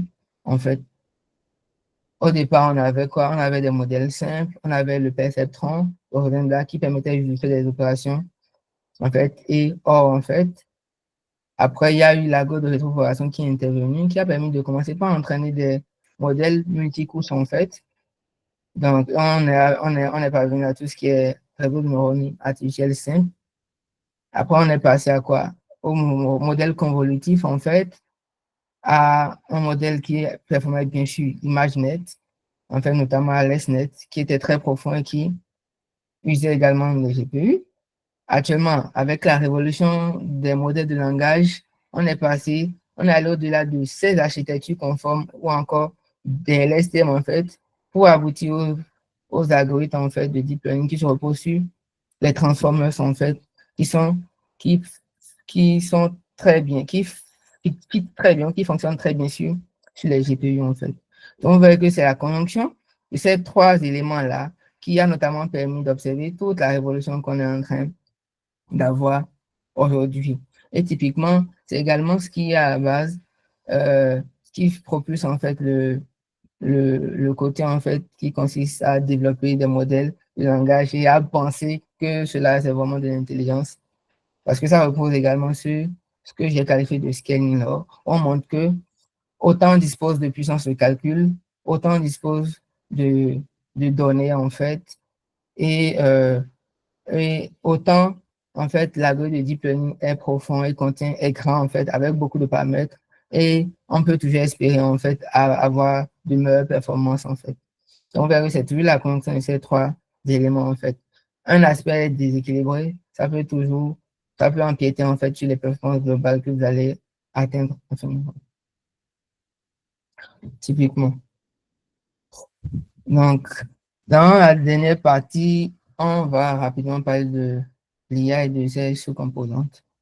Donc, si vous observez rapidement ce diagramme, vous verrez que on a plusieurs sous-éléments. Vous voyez d'un côté l'IA qui a comme sous-élément le machine learning, le deep learning en fait. Donc, pourquoi comme sous-élément? Quand on finit dans le domaine de l'IA, si vous avez, vous étiez présent au début, si vous avez remarqué qu'il y a plusieurs, en fait, sous-domaines. Il n'y a pas que le volet connectionniste ou apprendre à partir des données, mais il y a aussi cette dimension-là où on est dans du symbolique, où on définit des règles de manière précise, des ontologies pour pouvoir répondre à des tâches données. C'est pourquoi le machine learning ne regroupe pas tout l'ensemble, en fait. Vous avez machine et deep learning. Donc, machine, deep learning. Donc, quand vous prenez le machine learning, il prend encore en compte le deep learning, tout simplement, parce que le machine learning, de manière globale, consiste à développer des algorithmes qui apprennent à partir de la donnée, en fait, globalement.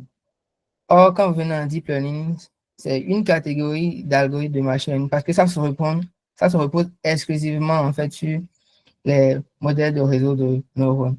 Or, le machine learning va bien au-delà de ça et prend également en compte les modèles d'apprentissage statistique, notamment tout ce qui est régression logistique ou encore SVM, décision tree, qui ne fonctionnent aucunement sur la base des réseaux de neurones, mais et sont purement le fruit d'optimisation. Donc, à l'intersection, vous verrez data science qui est à l'intérieur data science en fait. Donc, typiquement, data science, c'est vraiment la science qui consiste à faire quoi? À exploiter de la donnée pour créer de la connaissance en fait. C'est également en fait cette branche-là où on développe des modèles prédictifs en fait. Donc, typiquement, vous exploitez de la donnée pour répondre à un besoin entreprise ou à un problème de recherche en fait, tout en développant des modèles prédictifs pour pouvoir euh, répondre à ce problème. Donc, typiquement, c'est cela en fait. C'est pourquoi ce cours est intitulé Intelligence artificielle et data science, parce que la data science va vous permettre d'avoir l'ensemble des connaissances et des compétences qu'il faut pour pouvoir développer en fait ces modèles d'intelligence artificielle qu'on a aujourd'hui, qui sont exclusivement construits à base de données. Mais l'IA ne se limite pas à cette dimension, il y a la dimension aussi symbolique où on exploite en fait des règles de façon précise pour pouvoir effectuer certaines tâches. Donc typiquement, c'était un peu le contenu que j'avais prévu pour cette séance. Je suis à la fin. Et là, vous avez la parole pour poser vos questions, en fait, et je me ferai le plaisir de vous répondre, en fait.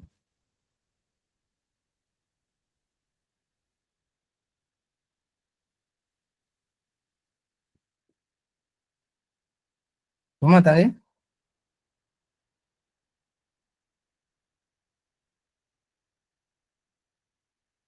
Allô? Oui, on vous reçoit, sauf que si vous pouvez relever un peu le temps, ça serait encore plus intéressant, s'il vous plaît.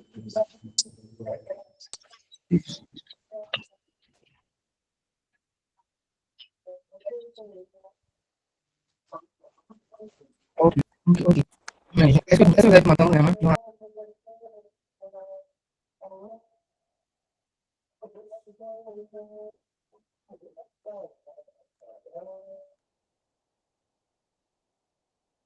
Et là, on ne vous reçoit plus, hein?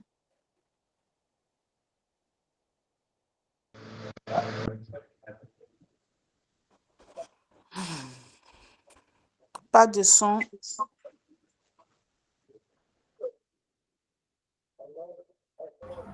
En fait, il ne parle pas. Pas de sang. Oh, vous me recevez?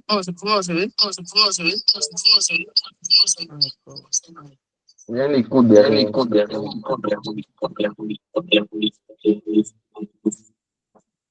Et là, vous me recevez?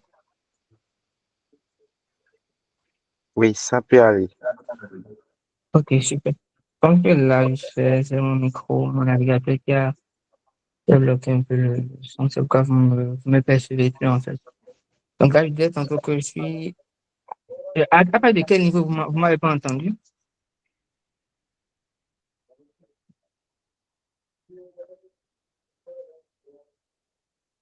Vous me recevez?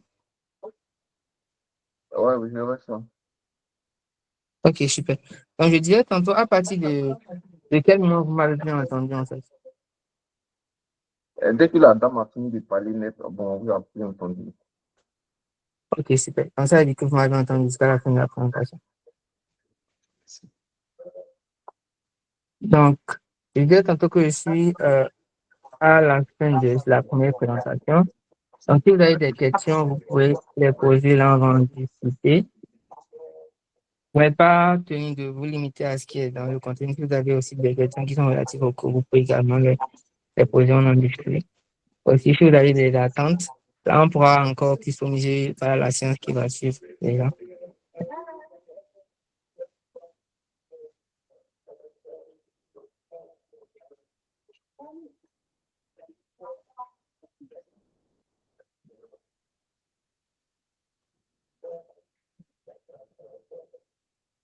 Oui, monsieur Sayou, vous pouvez poser votre question.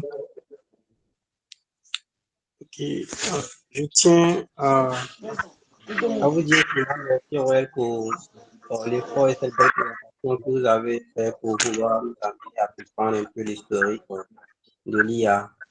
Et moi, c'est une suggestion. J'aimerais que la séance prochaine signe pour des personnes comme nous qui avons vu cette offre en voulant perfectionner nos aptitudes en analyse de données et en machine learning, si on aura peut-être des séances un peu pratiques, ça va nous faire, en tout cas, moi particulièrement, ça va nous faire beaucoup de bien. Donc, c'est juste une suggestion aussi. Ok. Merci, monsieur Yassangui, pour ta question. Déjà, ce que je peux dire, c'est que les profils, en fait, qui sont présents, en fait, pour cette AMF sont super variés, en fait. Donc, peut-être que compte tenu de ton background, tu vois, tu as, tu Yesu me ndo reçois? kati Monsieur kondo Alain.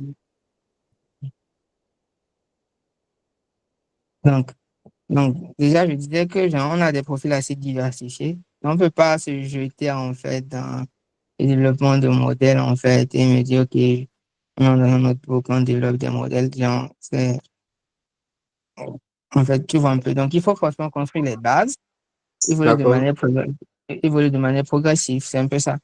Donc, parce que tu as des connaissances, mais je doute fort que tu possèdes, en fait, l'ensemble des connaissances, en fait, qui seront peut-être présentées, en fait, avant d'espérer atteindre l'étape où il s'agit de développer des modèles, en fait, tu vois. Donc, c'est pas on d'accord, peut pas entrer dans une première présentation, se jeter, en fait, sur des notebooks, voilà, voilà. Non, ça ne marche pas. Les gens doivent comprendre l'ensemble des fondamentaux, savoir comment d'accord. ça se passe et pouvoir être en mesure de continuer après par eux-mêmes à progresser, à apprendre sur le domaine, en fait. Ok, Parce que je pense d'accord, peut-être merci. si on fait des statistiques ici, peut-être on aura 5% ou 10% des personnes présentes qui ont, voilà, les connaissances qu'il faut, en fait, pour atteindre l'étape du code, en fait, et commencer par écrire du code pour qu'ils puissent vraiment comprendre, tu vois. Donc, c'est une Camel School, c'est, c'est, c'est typiquement 4 séances. Donc, mon objectif, c'est de m'assurer que, genre, tous ceux qui sont ici ont une certaine connaissance et une compréhension de ce qu'est l'IA, en fait, comme il D'accord, faut, en fait, avoir une perception assez précise en fait, de comment aboutir à un modèle d'IA, afin ok, qu'après, ils soient en mesure d'aller de façon autonome, en fait. C'est ça. C'est un peu ça. ok. Merci beaucoup, cher Royal. Un peu ça.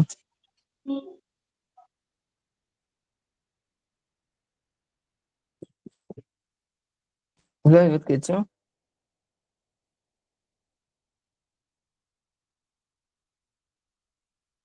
Non, je n'ai pas d'autres Ouais. questions. Merci. Monsieur Chéri, mais vous pouvez poser votre question. Ouais, en fait, ce n'est pas une question, c'était juste pour saluer, pour vous remercier pour la présentation. J'ai appris beaucoup de vous. Euh, J'aurais aimé que vous partagiez avec nous votre profil LinkedIn afin qu'on puisse continuer avec l'échange sur LinkedIn. Merci beaucoup. Ok. Je, je cherche mon profil LinkedIn et je le partage là.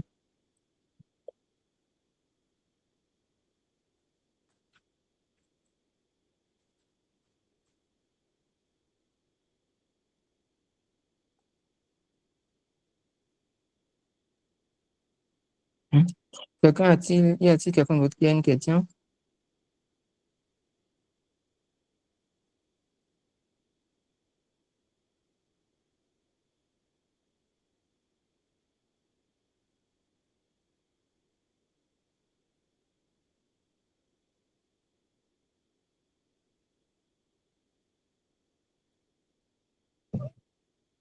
Euh, Quelqu'un d'autre a-t-il des questions? Mais je vous fais parler, monsieur Ngana.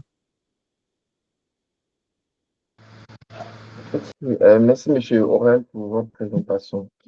Ouais. J'ai pris en cours. Je voudrais savoir, est-ce que le thème c'est mis autour de l'IA? Si oui, vous pouvez nous expliquer brièvement ce thème mis autour de l'IA. Je t'ai pas bien entendu. Tu peux la poser un peu. Je pense que je vous ai pris en cours de présentation.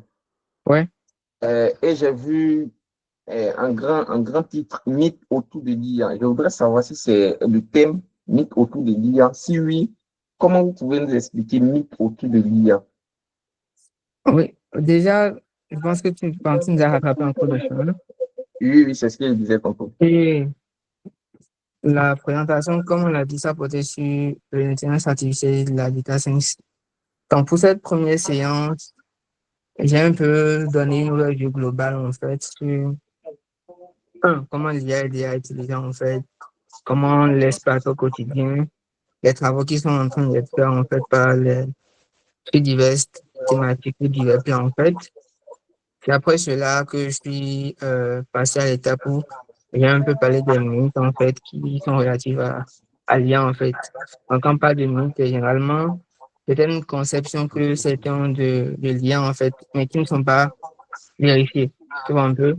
Donc, par exemple, le fait que euh, certains pensent que les modèles d'IA, en fait, ou que l'IA est plus intelligent que l'être humain, ou encore le fait que certains pensent que euh, ces modèles expriment des sentiments et des émotions, ou encore le fait que certains pensent que ces modèles-là vont prendre le contrôle sur nous et on va peut-être aboutir à des thèmes à une situation où on est dans un jeu, dans Terminator ou bien des trucs du genre, en fait, tu vois. Ou encore, ceux qui pensent que l'IA fonctionne exactement comme le cerveau humain.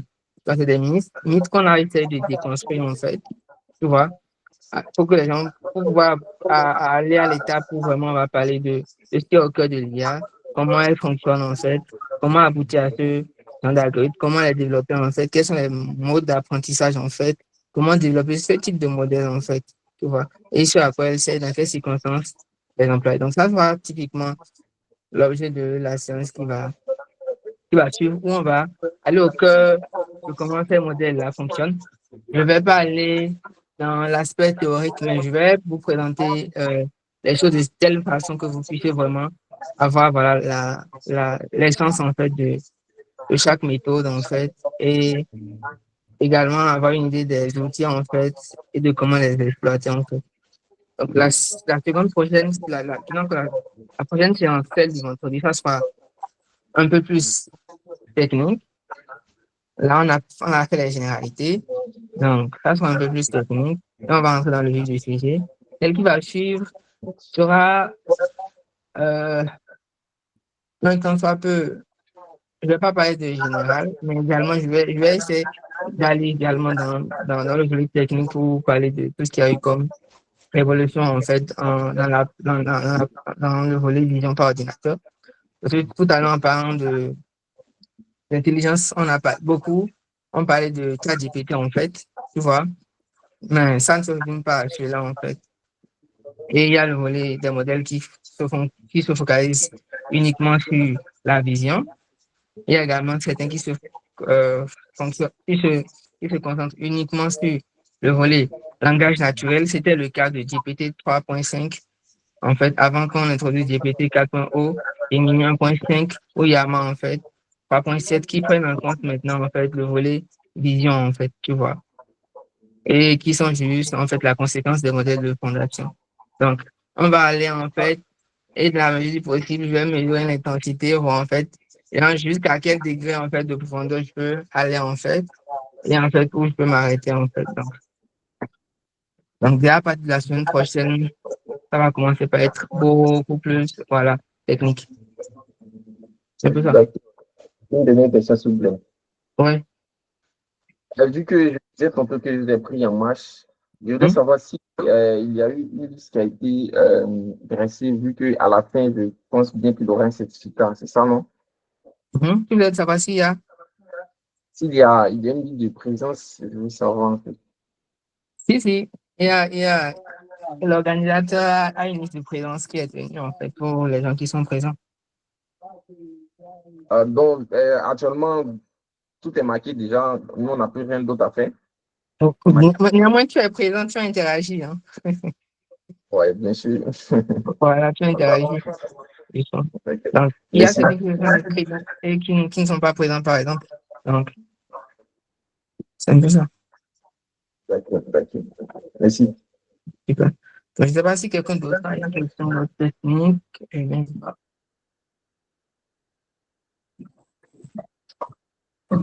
sais pas si quelqu'un a une question technique. Est-ce que c'est bon pour tout le monde pour cette séance et tout?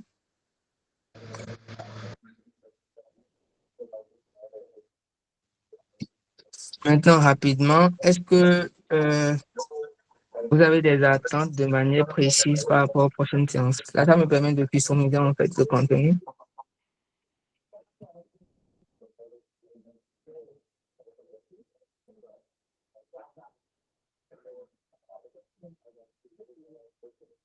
Ok. Généralement, on dit qui ne dit rien. Ok. Allez-y, monsieur.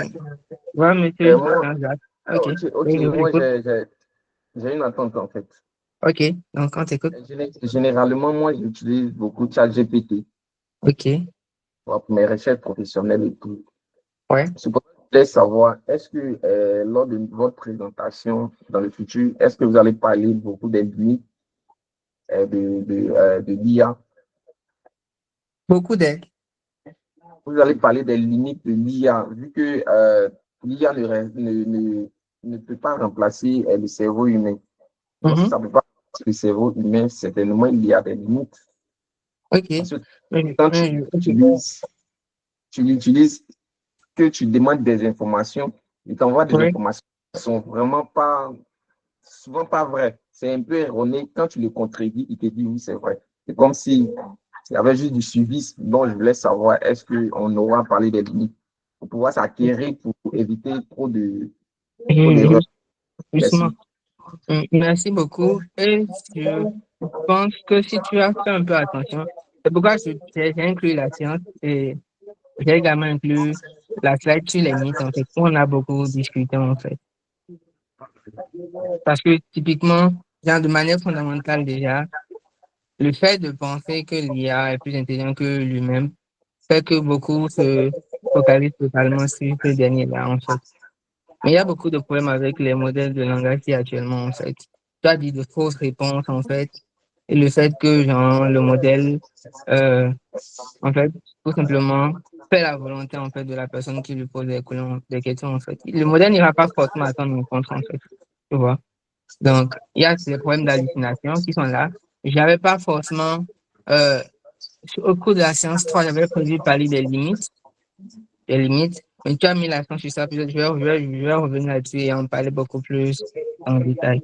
Donc, il y a beaucoup de problèmes avec ces modèles de langage, en fait. Il y en a assez. Il y en a assez. Typiquement, tu as parlé des mauvaises réponses qui sont liées aux hallucinations. Mais ce qu'il faut comprendre aussi, c'est que ces modèles aujourd'hui sont dotés de beaucoup d'outils qui leur permettent, en fait, de faire beaucoup de choses, en fait. Tu verras qu'au départ, ces modèles n'avaient pas accès à Internet. Maintenant, ils ont accès à Internet, en fait, on ajoute des plugins, en fait, qui les permettent d'avoir accès à de l'information automatique. Donc, c'est typiquement des modèles qui sont augmentés maintenant, tu vois. Et parfois, si tu regardes, en fait, le modèle te donne parfois également des informations qui ne sont pas à jour, tu vois. Donc, il y a tout ça qu'on essaie de corriger en les dotant d'outils, en fait, pour qu'ils puissent répondre de manière plus précise, en fait. Avant, il y avait parfois des problèmes avec le volet calcul où de simples opérations, en fait, étaient suffisantes pour introduire de l'hallucination. Maintenant, tout ça, c'est réglé. Parce que derrière, en fait, on fait également appel à des outils, en fait, pour répondre à certaines problématiques. Donc, certes, il y a beaucoup de limites. C'est une des raisons pour laquelle on dit qu'il y a les modèles qui sont là actuellement ne font que quoi? Mémoriser et regurgiter, en fait, ce qu'ils ont appris, en fait. L'information qui est compressée, quand tu poses une question, ils vont te les retenir, en fait. Mais typiquement, il n'y a pas encore purement une capacité de raisonnement, en fait, juste là. Donc, il y a tous ces éléments. Mais néanmoins, je vais revenir là-dessus, en fait, au cours de la séance 3 où j'ai prévu, en fait, parler si je ne me trompe pas, non, pas qu'au cours de la séance 3, j'ai prévu parler je pense, dans la seconde partie de la séance, de tout ce qui est lié au mythe, en fait. Je dis encore mythe, tout ce qui est lié au biais, à l'éthique et aux limites, en fait, des modèles d'IA. Donc, je vais faire un doigt d'honneur, en fait, sur les limites des modèles de langage qui est actuellement. Je vais revenir là-dessus. Merci beaucoup. Y a-t-il quelqu'un d'autre qui a des préoccupations? Oui, c'est bon. Donc, merci beaucoup pour ce que tu as soulevé. Quelqu'un d'autre a une attente particulière? Monsieur Jean, est-ce que vous pouvez couper votre micro?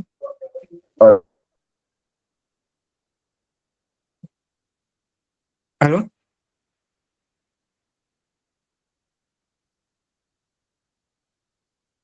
Ok.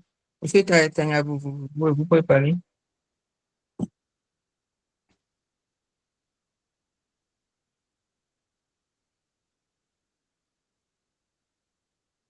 Monsieur Tanyabou.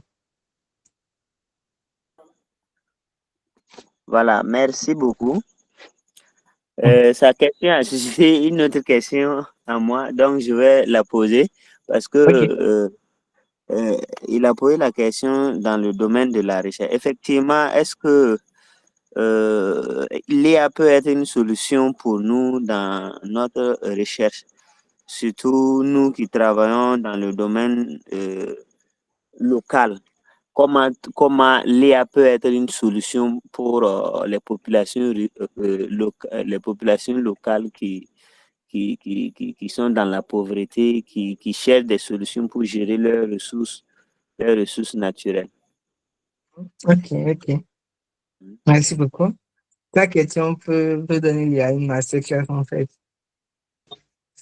Déjà, l'IA, on s'en sert de diverses manières en fait. Et les bonnes questions sont formulées par l'être humain en fait. Comprenez? Si vous savez lui poser les bonnes questions, vous aurez les réponses qu'il faut en fait. Et ça va également vous permettre d'aller rapide dans l'idéation pour pouvoir parvenir, aboutir à des réponses ou à des solutions concrètes en fait dans votre environnement. Donc c'est ça en fait. Donc, quand vous vous dites qu'il y a une solution, c'est que vous allez forcément faire de l'observation. L'observation, c'est pas l'IA d'aujourd'hui qu'on a telle qu'elle est qui viendra au fait de l'observation. Non, donc ça veut dire que l'humain doit jouer sa partie. Non? Tu viens avec des hypothèses, avec des problèmes, une question bien formulée. Et maintenant, tu peux faire des feedbacks, en fait, des allers-retours avec l'IA qui va faire quoi? Te proposer des solutions. Et compte tenu des contraintes, des paramètres que tu as dans ton environnement, en fait, tu pourras maintenant converger vers la solution qui répond, en fait, à, à ton problème, en fait, et qui respecte les contraintes de ton environnement, quoi. Tu vois, c'est un peu la même. Mais l'IA, dans son coin, ne va pas tout faire seul, mais il faut forcément que l'être humain qui commence quelque part avec la bonne question. C'est ça, en fait. L'IA actuellement n'est pas en mesure de se poser des questions, mais juste, elle peut t'aider quand tu as la bonne question à petit, en fait, aboutir, en fait, à une solution, en fait, qui respecte les contraintes, en fait, de ton environnement et voilà, et tout. Tu vois. Donc, c'est ça. Donc, c'est la manière dont tu l'utilises, en fait, euh, qui compte, en fait. Quand tu prends ce volet, c'est une partie, hein. Maintenant, l'autre aspect, si tu aboutis à une solution, peut-être ça va demander une implémentation technique, en fait. Le volet software ingénierie, en fait. Là aussi, typiquement, si tu as la connaissance métier, tu vas pouvoir aller plus vite avec l'IA pour aboutir à un prototype. Si tu n'as pas la connaissance métier et que tu es persévérant, tu vas pouvoir le faire, mais ça va peut-être te prendre plus de temps, en fait. Si tu n'as pas de compétences, ça sera beaucoup plus difficile pour aboutir. C'est pourquoi l'IA, ça peut être autant en fait une bénédiction pour ceux qui ont déjà la compétence et encore une malédiction pour ceux qui ne l'ont pas, parce que ça va faire quoi? Accroître les inégalités en fait de compétences. Ceux qui sont déjà bons iront beaucoup plus vite dans l'implémentation, dans le développement de prototypes. Et si vous regardez les statistiques, depuis en fait le développement des modèles de langage en fait, genre, le taux de développement en fait de nouvelles startups en fait, genre, ne fait qu'accroître en fait. Parce que les gens peuvent aller beaucoup plus vite en fait dans le développement de solutions en allant avec les outils d'IA en fait pour aller rapide en fait dans le prototypage. Donc, toujours avoir cette idée que l'IA ne va pas identifier le problème que tu as dans ton environnement en fait. Donc, il faut que toi, l'être humain, tu fasses ce travail-là en fait d'observation et que tu définisses vraiment le problème que tu veux résoudre. Et à partir de là, maintenant, tu pourras faire quoi? Te reposer sur une IA pour aller beaucoup plus vite dans le développement d'une solution. Ok, donc merci beaucoup. Ok. Fait que ma réponse répond à ta question comme il faut. Donc, je pense que là, nous sommes à thème. S'il y a plus de questions, je pense qu'on va se dire la bonne soirée. J'espère que vous avez apprécié la séance. Si c'est pas le cas, vous pouvez également faire vos feedbacks, en fait, dans le groupe WhatsApp et voilà, je vais essayer de les prendre en compte et tout. Donc, merci beaucoup.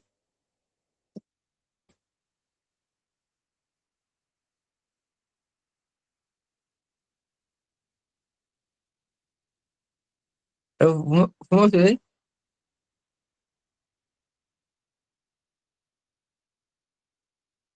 Ok, super. Donc, bye, bye.